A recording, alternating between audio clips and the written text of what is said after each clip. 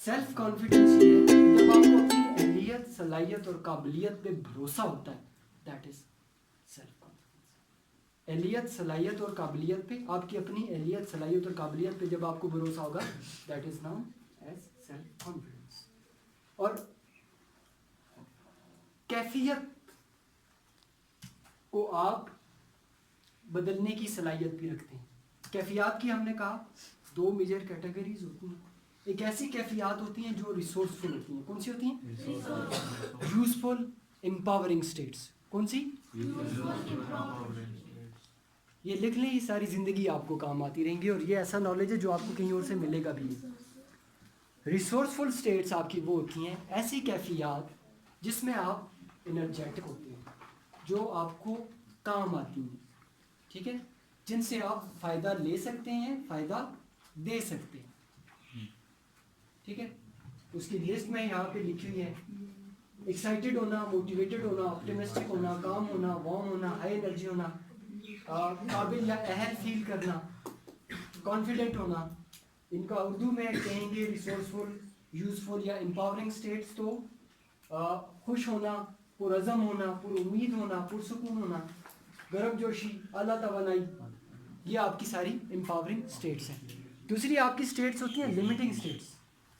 कौन सी? लिमिटिंग या अनयूजफुल या डिसएम्पावरिंग, ठीक है। डिसएम्पावरिंग स्टेट्स में आपका एक होता है फियर। क्या? फियर किसको कहते हैं? डर। फियर का मतलब होता है FEAR, false evidence appearing real. क्या? False evidence appearing real, real. FEAR। एक झूठ जो ऐसा लग रहा हो कि आपको सच है, वो होता है खौफ।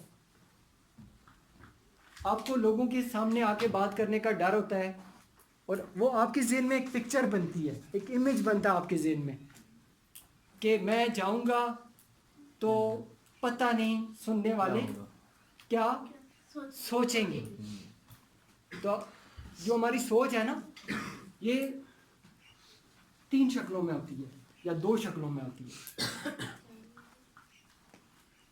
एक शक्ल होती है तस्वीर की, पिक्चर। हमें पिक्चर मिलती है, मूवी होती है, वीडियो होती है हमारे ज़हन में जो चलती है। दूसरी सोच, हमारे कानों में कोई आवाज़ आती है, हमारे अंदर से कोई आवाज़ आती है, हमारी जितनी भी सोचें, ठीक है। तीसरा, हम जब सोचते हैं तो कोई एहसास या फीलिंग पैदा होती है, वो भी कहीं हमारे जिस्म के अंदर ही होती है। अब हम इस काबिल हैं, हम शायद इसीलिए अशरफुल मखलूकात हैं। कुरान पाक ने क्या कहा इंसान को? कैसे कहा? खलकल इंसान फी अहसनी तकवीम, कि इंसान को हमने बेहतरीन, best of the best creation बना दिया। बेस्ट ऑफ द बेस्ट, जितने भी जो कुछ भी बना हुआ है कायनात में, उस सब में बेस्ट। तो जिन भी तो हैं, फरिश्ते भी तो हैं, और मखलूक़ात कितनी कितनी जिनको हम जानते ही नहीं हैं, जिनका हमें पता ही नहीं है। We are best of the best. तो इलामा इकबाल उसी बेस्ट ऑफ द बेस्ट का कहते हैं, नज़दीक होकर बुलंद इतना कि हर तकदीर से पहले खुदा बंदे से खुद पूछे बता तेरी रज़ा क्या है। You have to identify that best of the best.